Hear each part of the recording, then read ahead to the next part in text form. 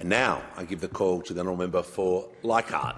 Thank you very much indeed, Mr Speaker. And I stand here today in the chamber, probably one of the last occasions I'll be doing so in relation to speaking in my career. I can't help reflect on a journey that has spanned more than a quarter of a century. A little bit of nostalgia here too, Mr Speaker. You'll see something and don't be too shocked. This is for the first time this term I'm actually wearing a tie. And I thought, nostalgia. I'd wear something that I wore back in 1996, something that was very bright and certainly reflected my electorate, but also make sure that as an early politician people knew who I was and knew that I was in the room. And I have a great collection of them. I'm hoping I can eventually make a quilt out of them and donate it to charity. But I thought today was a very special occasion. For the first time this term I've wore a tie, and it represents the Great Barrier Reef. It's certainly been an extraordinary privilege to represent the people of Leichhardt for over close to 26 years actually. And I owe my deepest gratitude, of course, to the people of my electorate whose trust in me has allowed me to serve for so long. From my humble beginnings as a lad porter in the Mareeba railway station at the age of 14, I never imagined that my path, my life's path, where it would take me. Cleaning toilets in the railway station, serving in the Royal Australian Air Force, selling real estate, catching crocodiles and rounding up a few feral bulls. For most of my life, politics wasn't even on the radar. But life has a funny way of leading you to places where you never ever expect. And it certainly led me here. In my maiden speech back in 1996, I spoke of the need for better infrastructure, better connectivity, a better future for far north Queensland. And at the time, there was virtually no mobile coverage in the region. Many of our roads remained unsealed, and the idea of sealing the Peninsula Development Road was just a distant dream. But today, that dream has largely become a reality. Connectivity, mobile coverage, the NBN has transformed our region. We are well on our way to sealing the Peninsula Development Road through to Weipa, and I'm proud of the progress that we've made through, though of course there's always more to do. One of my earliest tasks in this place was working on native title reform with Senator Nick Minchin. There was concerns about native title, the impact it was having both on Indigenous and non-Indigenous residents in Cape York, and that's what actually motivated me to first get involved in politics. The grievances were fierce, the debate was heated, and it was through this challenging work that I found my calling in this place, actually. A drive to seek balance, fairness and solutions that actually benefited everybody, not just one side of the argument.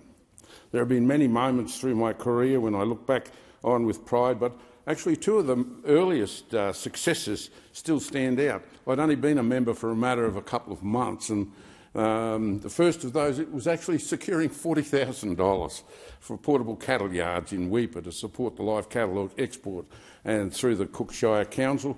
The second one was even more significant, and again was in 1996. Where I secured $500,000 in funding for a banana farmer north of the Daintree River who had been devastated by black sigatoga, fungal disease that had wiped out his entire crop. It was the first time an Australian grower had been able to get compensation for a crop lost through the loss of exotic disease, and I remember calling the farmer, Tony Reichelt, at Christmas, on Christmas Day in 1996 to deliver the good news, and the gratitude of his voice still stays with me today. It was quite amazing. Not long after I was first elected, I was involved in a debate about gun control, following that tragic massacre at Port Arthur. Prime Minister John Howard had decided to utilise such a sad and powerful moment in time to bring about profound cultural shift in the attitude of our nation towards firearms. There was a perception, Mr Speaker, at the time that, given my background, that I would fall in behind those advocating for the status quo to remain. But that certainly wasn't the case. I supported John Howard's push for reform, and I think quite clearly now, when we look back and say that those important changes have made Australia today a perfect example of what sensible gun control looks like, and I'm incredibly proud to have played a role in bringing in such important reforms.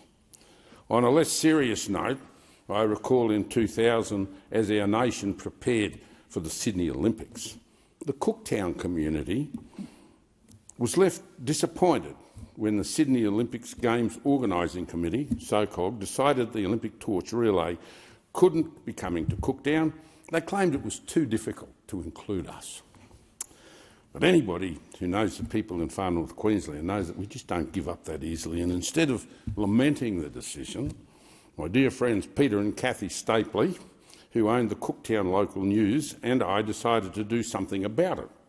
Together we created our own alternative. NOCOG, not the organising committee of the Olympic Games. What began as a tongue-in-cheek response very quickly grew into something far more significant.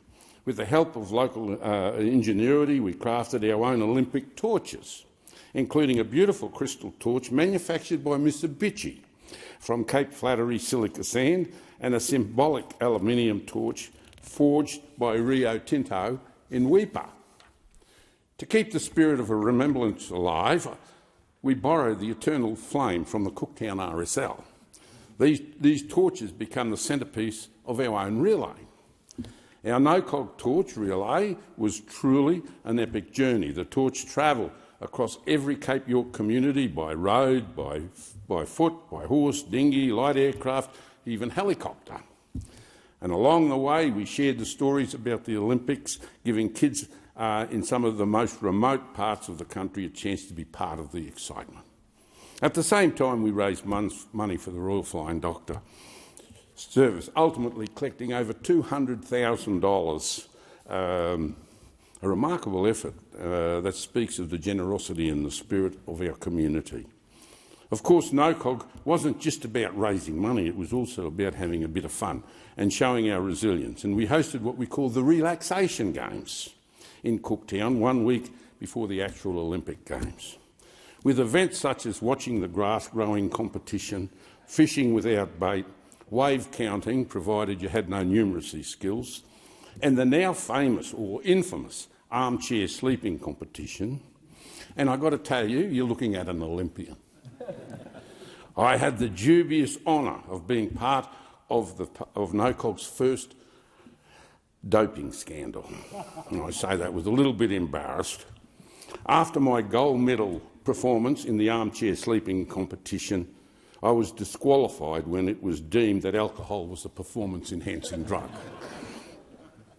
In the end, NOCOG was recognised with a national award for creativity and success, including cash prize, and would you believe it, one of the original torches. So we did very well out of it. Now today those treasures are proudly displayed in the Cooktown RSL, a symbol of what can be achieved when a community comes together with determination and, of course, a sense of humour. During my time in the Parliament, I've had the opportunity to serve in various roles. First of all as a Parliamentary Secretary, the Minister for Industry, Science and Resources, and then the Minister for Industry, Tourism and Resources, a position I held for 8 years. Working with Joe Hockey, we delivered the first tourism white paper and secured one of the largest investments in tourism. And in spite of the challenges we faced at the time, and I backed Joe 100% on this, the Treasurer at the time was not real keen on releasing funds. We were still looking at paying back debt. But we both said that we were going to step down from our roles unless it was supported. And to John Howard's credit, he not only gave us what we were asking for, but he actually gave us significantly more. Mr Speaker, as you would expect from a member hailing from the far north, I've also been actively involved in bringing in all things Northern Australia. I've been involved in the production of the white paper on developing Northern Australia. I've also been the long-standing chair and deputy, and now more recently deputy of the Joint Select Committee on Northern Australia. It's been a labour of love and has been instrumental in unlocking and supporting our region and dealing with the unique challenges that we face.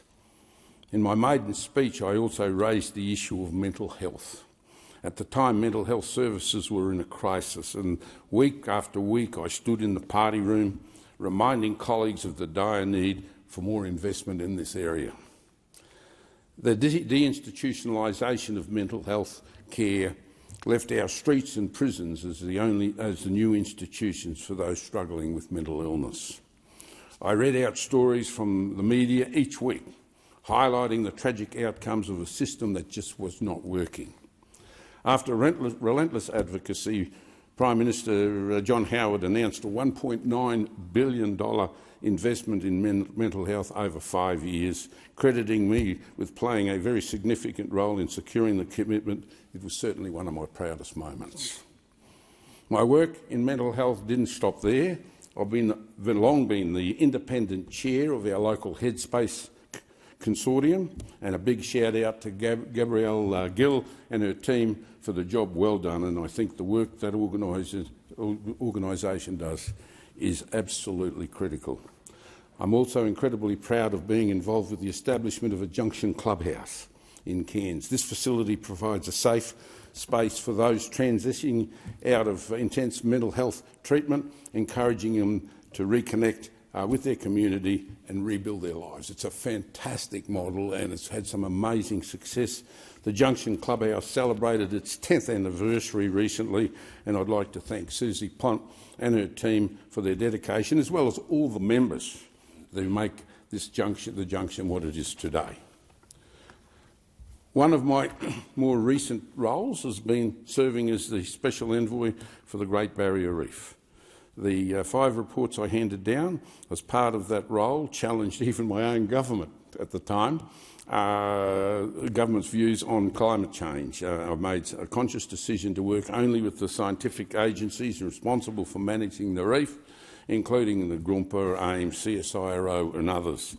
My work in this space has helped to certainly move us closer to our climate targets and played a role in securing our net zero by 2050 commitment.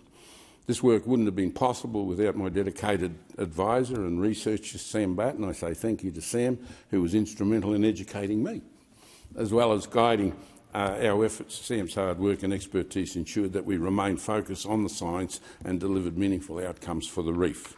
The reef, like so much of our environment, is a legacy that we must protect for the future generations, and I leave this place knowing that we've made significant strides, but of course, like everything else, there's always more work to be done. Another significant achievement, of course, was the establishment of the Cyclone Reinsurance Pool, Northern Australia Cyclone Reinsurance Pool, which I'm proud to bring to fruition. It's backed by a $10 billion government guarantee, and the pool offers a solution aimed at reducing insurance costs for homeowners, small businesses and strata properties in high-risk regions. For too long, the cost of insuring properties in Northern Australia has been unsustainable, forcing many to go without proper coverage. While the Cyclone Reinsurance Pool is a major step in the right forward, it will require ongoing reviews, refinements and support to ensure it continues to deliver for those it's designed to help. Mr Speaker, there are a number of causes that have defined my time in the Parliament. One of those has been my advocacy for medical cannabis. Some of you may recall in 2014, a Channel 7 Sunday night program, there was a story featuring Lucy Haslam and her late son Dan. The challenge that they faced in accessing medical cannabis to support Dan in his terminal cancer treatment. They were truly national pioneers in this area, and after watching that program I reached out to Lucy and became very, very firmly committed in that cause. Another was my journey in advocating for the LGBTIQ community. This journey began actually in the late 1990s when a young naval officer from HMAS Cairns had approached me with concerns about discrimination he faced because of his sexual orientation. He had been promoted and was ready to be transferred, but because they were taking himself, all his furniture, his dog, his budgerigar and his car and his boat, but they wouldn't take his partner because they were same-sex. I was outraged. I couldn't believe it was true. I went and seen the then Minister, Robert Hill, and he fixed it. And I thought everything was fixed, everything was done. But of course, there was still a lot to do. And I then found out, and I vividly remember, the story of John Charles and his partner, Arthur Cheeseman. John was a retired public servant with a defined benefit pension. Some of you may or may not know what they are. And Arthur was a retired pharmacist who'd worked during a time before superannuation was widely adopted. The couple had been together in a loving, totally monogamous, totally committed relationship for over 50 years. But because they were a same-sex couple, Arthur was not entitled to John's superannuation benefits should anything have happened to him. Together they had a modest apartment in Sydney, and again, if something had happened to either one of them, other family members could have disputed their estate. This held profound implications for both gentlemen and could have resulted in their homes being taken away from them with a significant reduction in their retirement income should either of them pass away. This injustice, like many like it, continued to drive me to push for the removal of the legal and financial discrimination against same-sex couples. Even my absence from this place, I was proud to see that the legislation that I had been working on for so many years for the removal of discrimination went through the federal Parliament unopposed in 2008, supported by both the then Prime Minister Kevin Rudd and Opposition Leader Brendan Nelson. As I just alluded to, many as would know, I voluntarily retired from this place in 2007.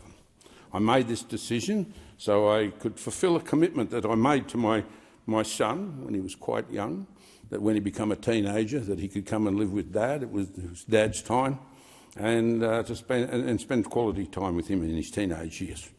I never expected him to remember it, but unfortunately he did. And a phone call from his mother when he turned 13 saying, "Are you ready to take your son?"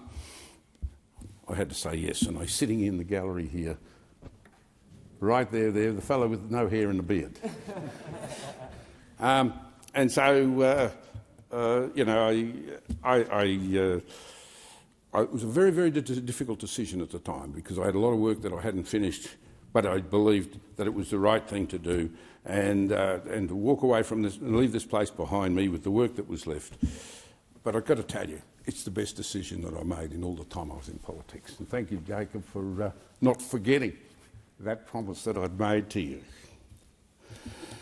I certainly cherish the time that we had together, and I'm still proud that I could fulfil that promise to Jake and eventually be one that it was Jake that actually convinced me to recontest Leichhardt in 2010 as he was getting ready to head off to university.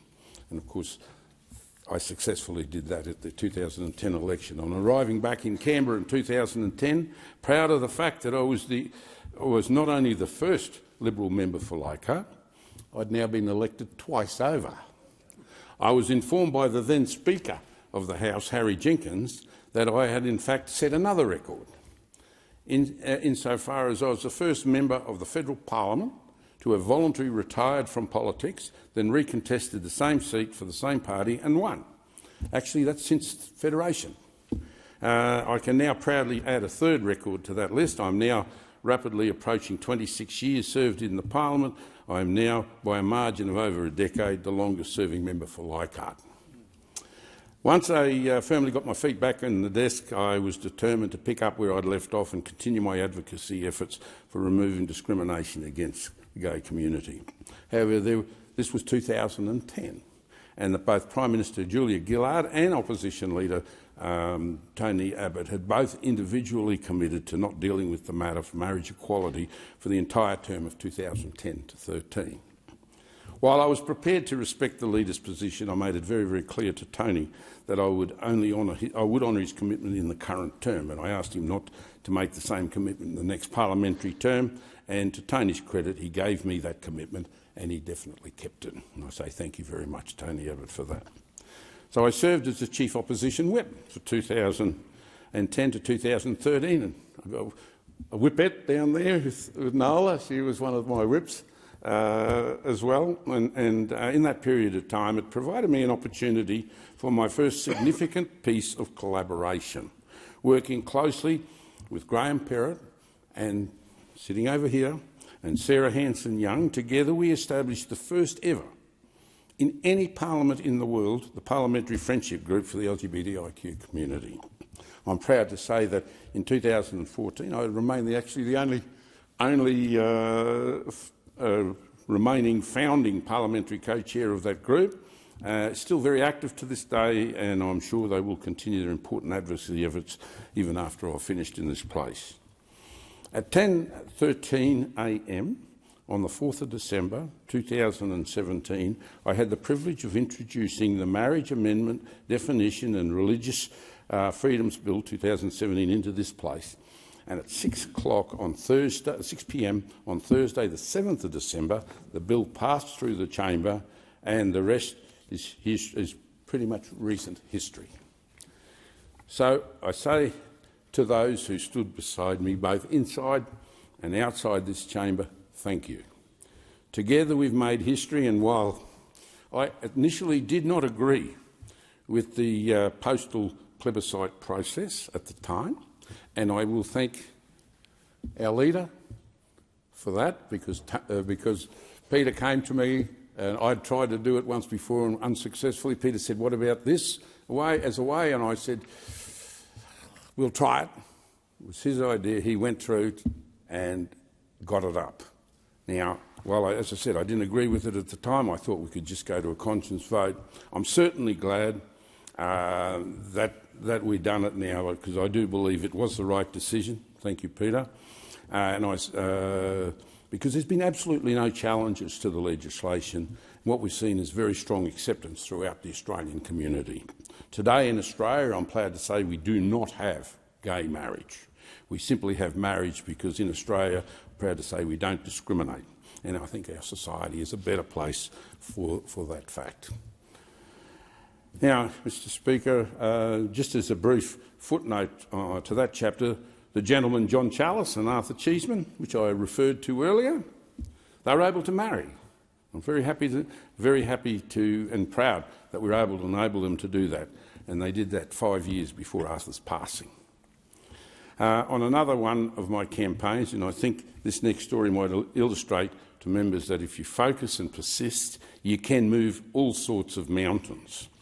After the passing of my very dear friend and colleague Don Randall in July 2015, I felt that it was appropriate for a fitting tribute for members who passed away while serving in office, and that they be commemorated within the parliamentary precinct. Given Don's love of roses, I put forward a proposal for a portion of the rose garden in the House of Representatives, it was known as the Zonta Garden, at the entrance of the Representative, to be dedicated for those members who died in office. At the time, I thought it was a very fitting and worthy idea. However, Mr Speaker, I soon learnt that even the gardens within the parliamentary precinct are in fact heritage listed and were not for change. Persistence. I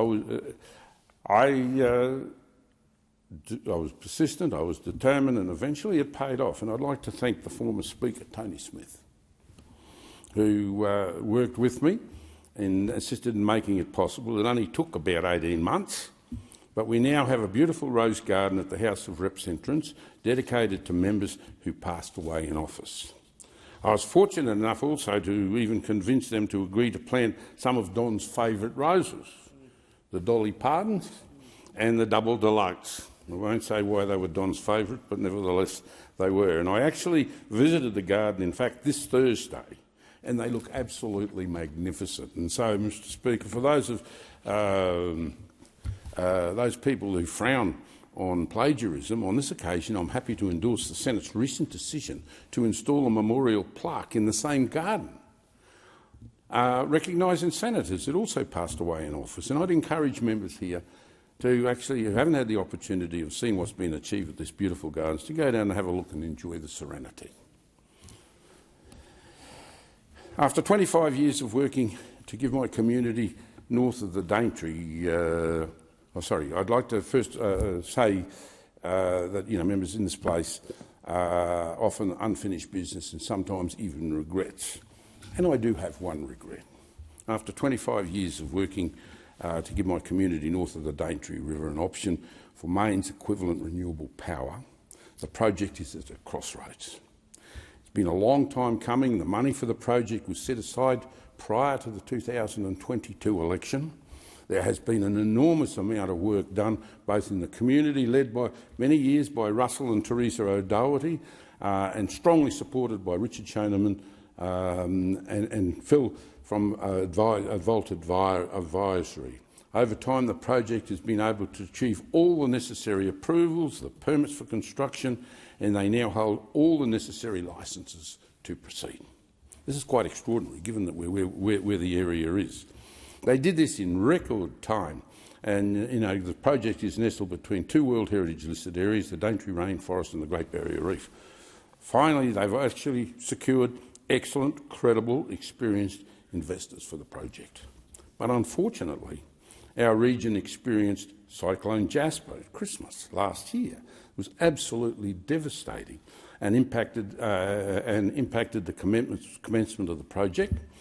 We're only now, nearly 12 months on, getting access to the site, and the impending wet season, due to permits from the Wet Tropics Management Authority, means that we couldn't start working on the commencement of the project until at least after the wet season, April next year.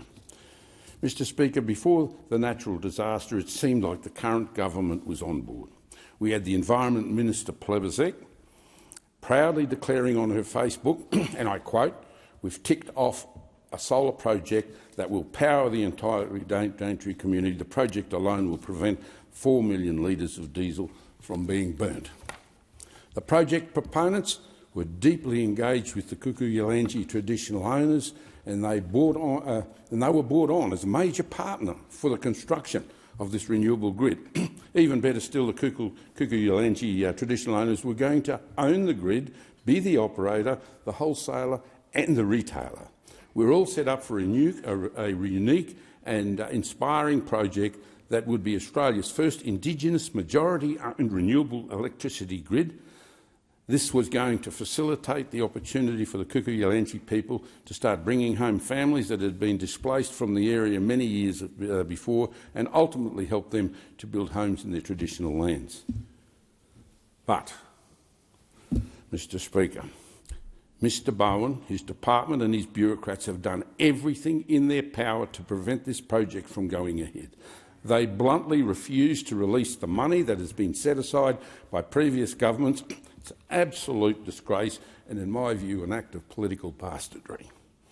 The irony of this situation is that we've had the Prime Minister at Garma Festival declaring that his government is committed to, as a matter of priority, unlocking opportunities for Indigenous communities to be involved and to participate in the development of renewable energy projects right around Australia.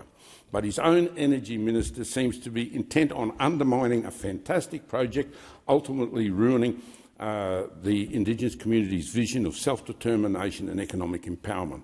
The government has spent millions of dollars on the Voice referendum, but at the same time ignoring the voices that they claim that they've wanted to listen to. Quite frankly, it's a disgrace.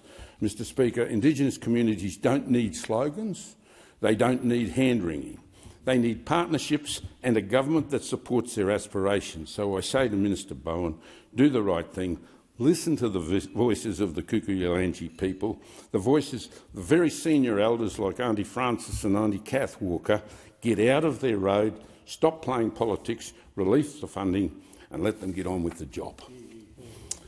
Mr Speaker, in my electorate, I've been proud to secure funding for many projects that have transformed the area, from the Cairns Esplanade Boardwalk to the Peninsula development, along with JCU's medical, dental and veterinary schools and the upcoming university hospital, to name just a few.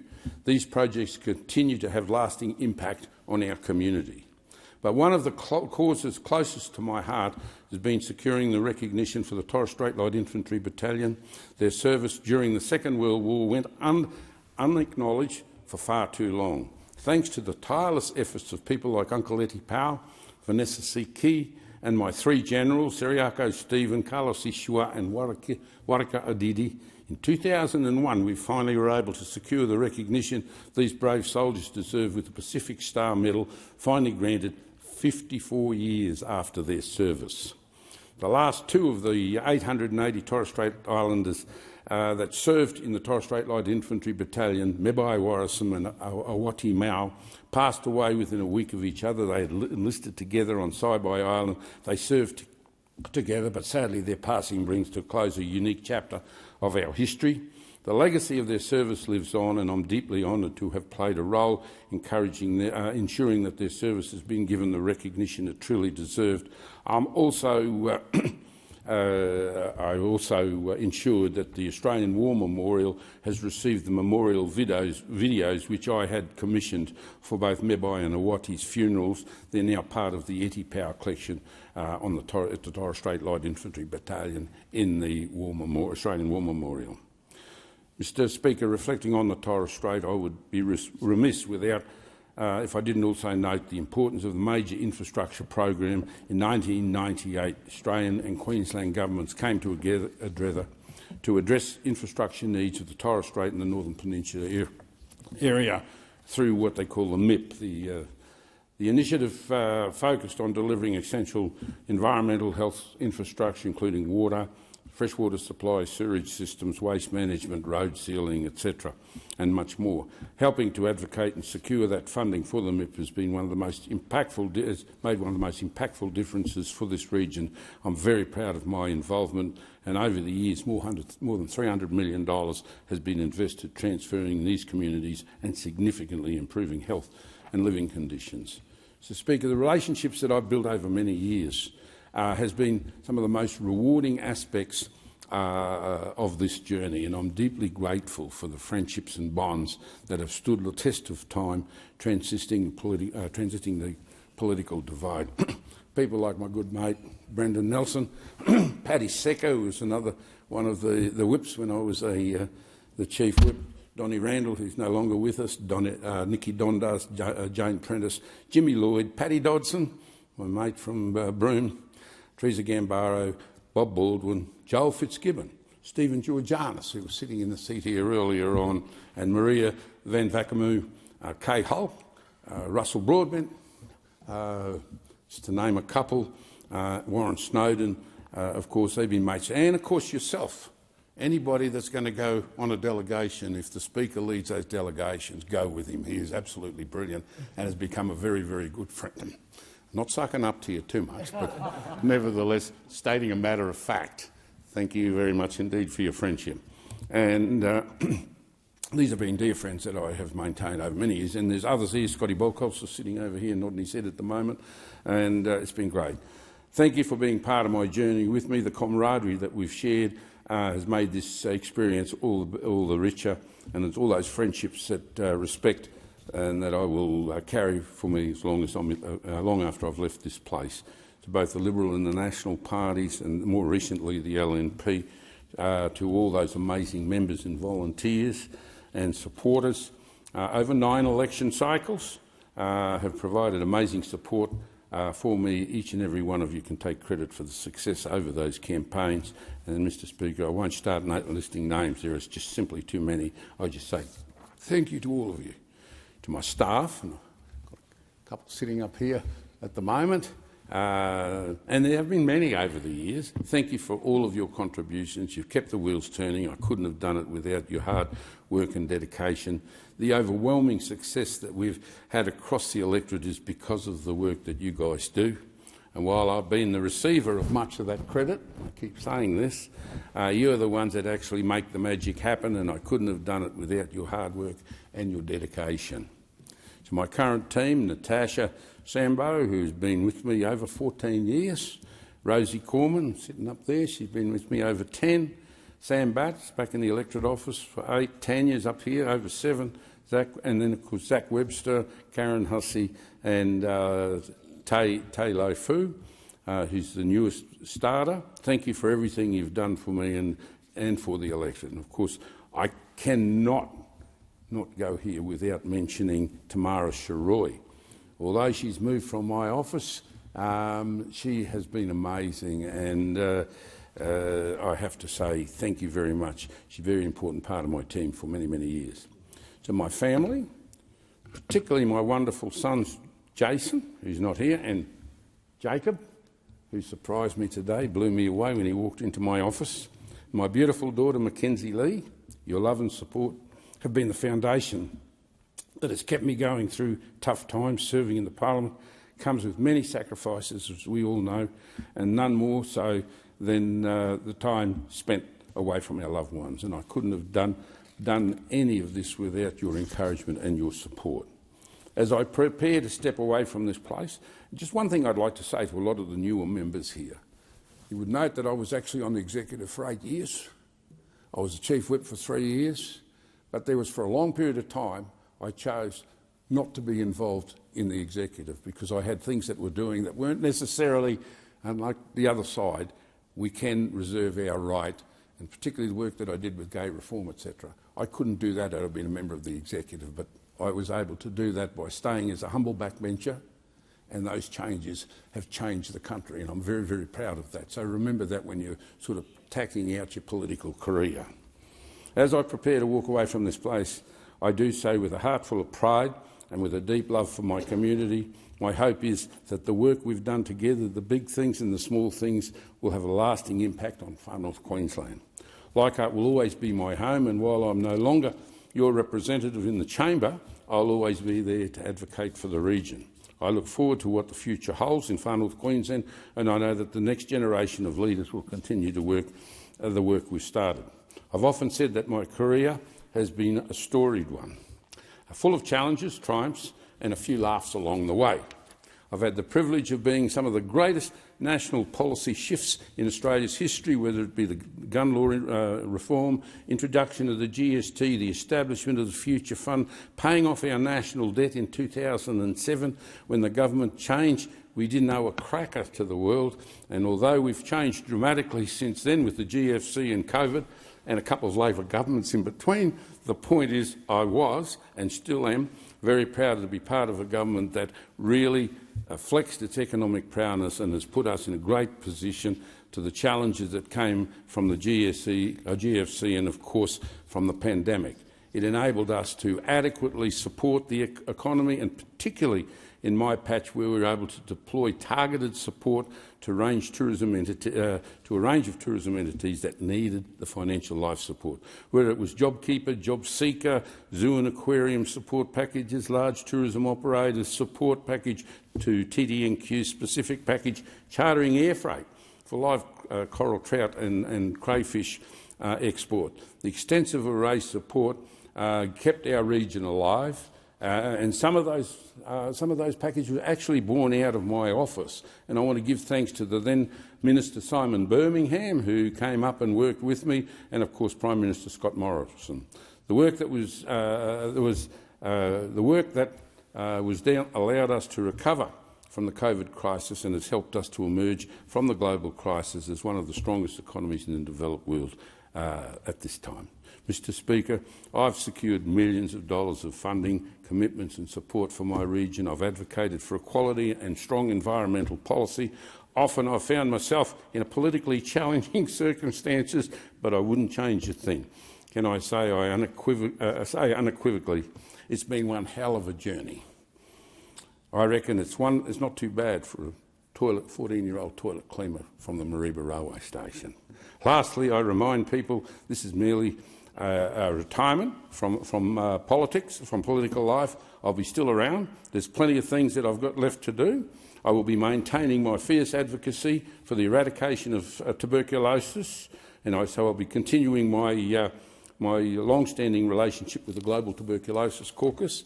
I will also continue my work with another passion of mine, the National Threatened Species Institute, working closely with my dear friends Peter and Val Gowland up there and their son Daniel, breeding threatened native species, particularly small mammals and birds, for release back into the wild. I'm proud to say that we've been incredibly successful in these endeavours. We have a number of captive-bred New Holland and smoky mice releases, successful releases back into the wild. We're now one of the largest breeders of orange-bellied parrots in the country, and we have the only eastern ground parrots in captivity in the world. And after 2.5 years, they're absolutely thriving, and we're looking forward to the pitter-patter of small feet. I'd like to give a special thanks to the House of Reps staff, the attendants, the cleaners, the Comcar drivers and all those that help make our great democracy function. Thank you to all for your assistance over many, many years. It's been a pleasure getting to know you all and working together. Mr Speaker, I'll conclude by thanking the people of Leichhardt again for their overwhelming, unwavering support and the faith that they've placed in me. There is a part of me that will miss this place and the work that we've done here, but I'm certainly looking forward to the next chapter of my life. I wish you all the very best. Take care of each other and never forget the privilege it is to serve in this place. Thank you.